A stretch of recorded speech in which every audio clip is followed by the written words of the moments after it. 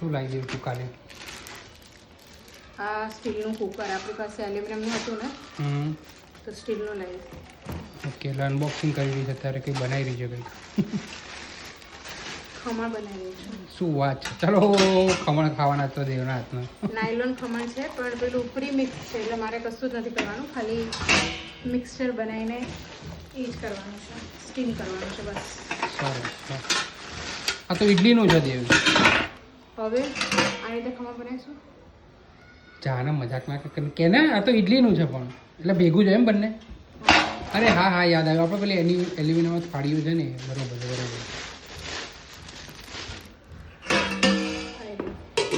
ઘર મોટું લેવું પડશે એવું લાગી રહ્યું છે, કેમ કે દેવ જે પ્રમાણે વાસણો વધારી રહી છે ને, કિચનમાં જગ્યા નથી હવે.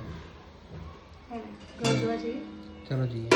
ચલો તો ગેસ બંધ કરી દો, રસોઈ હવે બંધ કરી દો. બહાર ખાઈશું. બહાર ખાઈશું. પૈસા છે ને તારા ખીચામાં પડ્યા છે ને?